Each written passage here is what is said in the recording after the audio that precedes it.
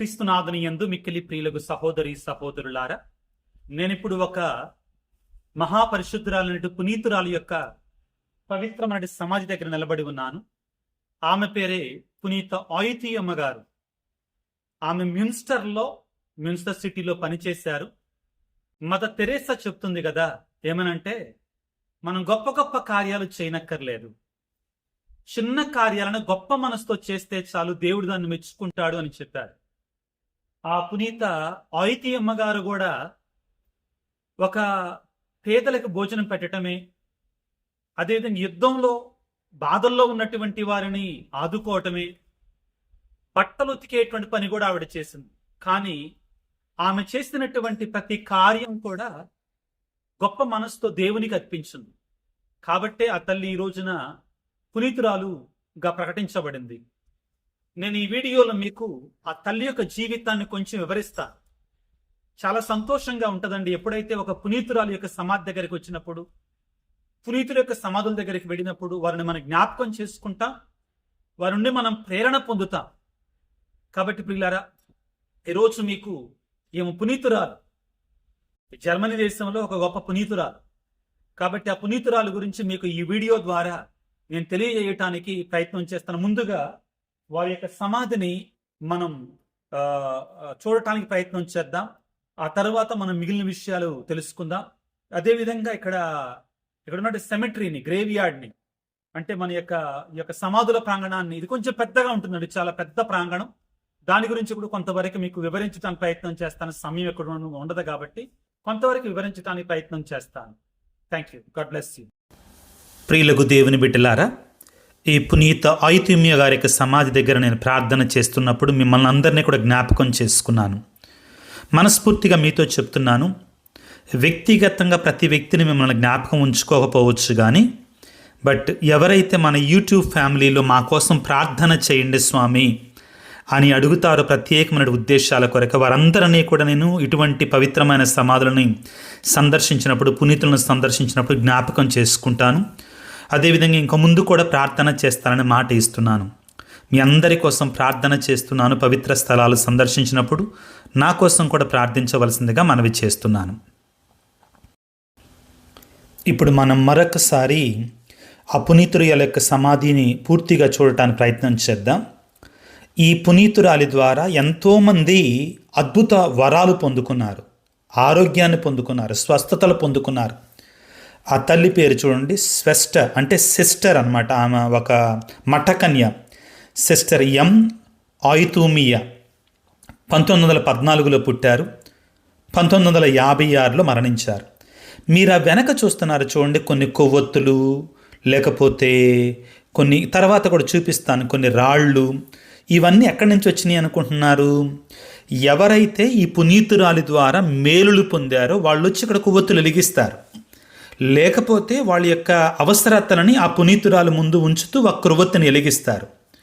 ఇవన్నీ కూడా విశ్వాసంతో ఆ పునీతురాలు మీద అక్కడ పెట్టినటువంటి కొవ్వొత్తులండి ఇవన్నీ కూడా. ఇప్పుడు మనం ఒకసారి అటు వెనక్కి వెళదాం. కృతజ్ఞతగా ఆ తల్లి మధ్యస్థ ప్రార్థన ద్వారా, ఈ గొప్ప పునీతురాల యొక్క మధ్యస్థ ప్రార్థన ద్వారా భక్తులు తెచ్చి పెట్టినటువంటి వస్తువులు మీకు చూపిస్తాను. ఇక్కడ సంప్రదాయం ఏంటంటే ఎక్కువగా కృతజ్ఞతగా ఒక రాయిని, ఆ రాయి మీద థ్యాంక్ యూ, డాంకా అని రాస్తారండి. డాంకా అంటే థ్యాంక్ యూ అని రాస్తారనమాట. ఆ పునీతురాల యొక్క సమాధి ఇదండి. ఆ సమాధి ఇక్కడ, ఇది కింద ఉన్నటువంటి సమాధి, పైన ఉన్నటువంటి బలిపీఠం పూజ చేయటానికి. ఇవన్నీ ఏంటనుకుంటున్నారు? ఈ రాళ్ళు మామూలు రాళ్ళు కాదు. మీరు చూడండి జాగ్రత్తగా దగ్గర నుంచి చూస్తే, అక్కడ డాంకా మ్యాక్సిమిలియన్కి, ఆ మ్యాక్సిమిలియన్ అనేటువంటి బాబుకి ఆ తల్లి ద్వారా మేలు జరిగింది. యమ్మ అనేటువంటి ఇక్కడ పక్కన ఉంది చూడండి, నా ఏలు ప్రక్కన డాంక్ ఆఫ్ యువర్ యమ్మ అని ఉంది చూడండి. ఆ యమ్మ అనేటువంటి ఆ అమ్మాయికి ఈ పునీతురాలి ద్వారా ఏదో మేలు జరిగింది.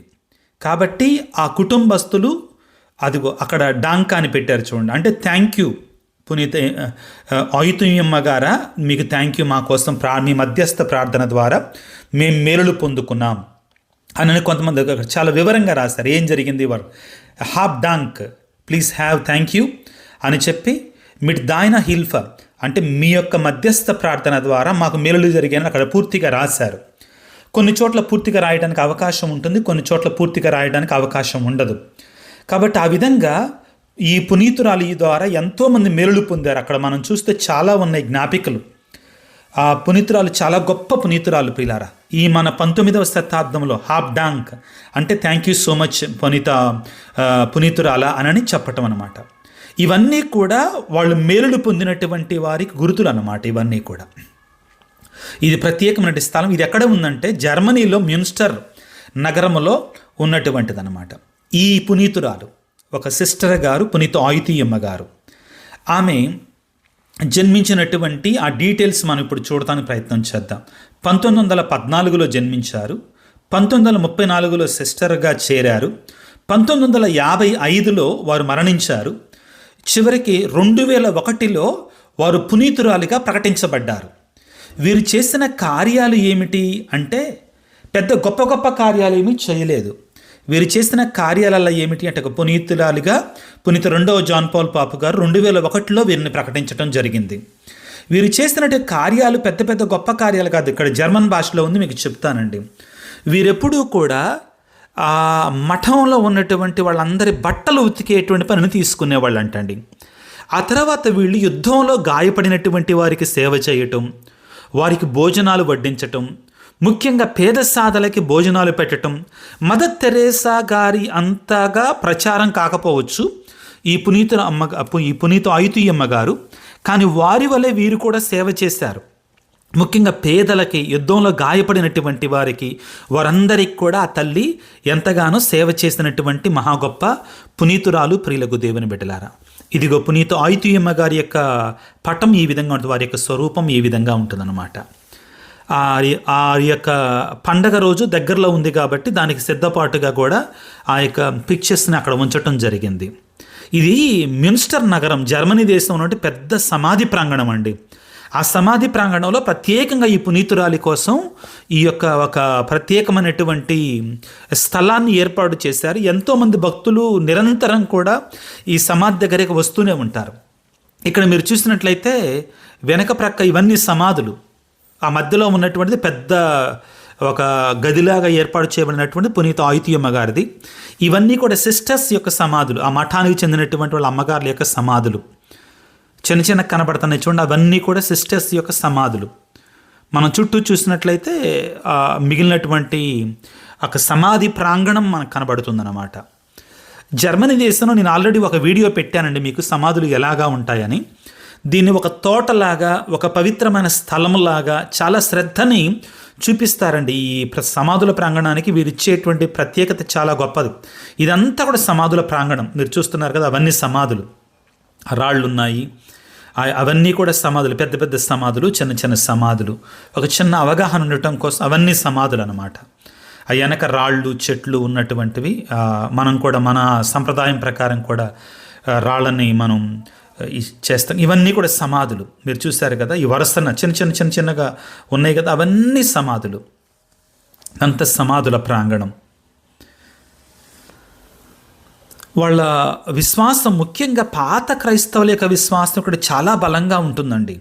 వాళ్ళు మరణించినటువంటి వాళ్ళ ఆత్మీయులకు కూడా అక్కడ చూడండి మరియ తల్లి యొక్క స్వరూపాన్ని పెట్టారు, సిలువ స్వరూపాన్ని పెట్టారు.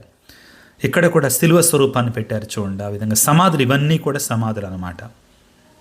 ఒకసారి మీకు కొంచెం ముందుకు తీసుకువెళతాను. ఇక్కడ చూడండి ఎంత ఘనంగా వాళ్ళ బంధువుల యొక్క సమాధులను ఏర్పాటు చేసుకున్నారో చూడండి. ఇక్కడ ముఖ్యంగా యేసు ప్రభు మరియ తల్లిని సందర్శించటం, ఆ యొక్క సన్నివేశాన్ని ఆ కుటుంబ సభ్యులు అక్కడ ఏర్పాటు చేసుకున్నారు సమాధి మీద. ఇవన్నీ మీకు వివరించడానికి చాలా సంతోషంగా ఉంది, ఎందుకంటే అందరూ రాలేరండి. కాబట్టే నేను కొంచెం ఎక్కడికి వెళ్ళినా కానీ చిన్న చిన్న వీడియోలాగా తీసి ఇక్కడ ఉన్నటువంటి ఈ ఆత్మీయ కార్యాలు ఏ విధంగా ఉంటాయి, వీరి యొక్క ఆత్మీయ సంప్రదాయాలు ఏ విధంగా ఉంటాయి, వీరి సమాధులు ఏ విధంగా ఉంటాయి. క్రైస్తవునికి సమాధులు అనేటువంటి ఒక మరణాన్ని మాత్రమే సూచించవు, పునరుత్థాన్ని చూపిస్తాయి.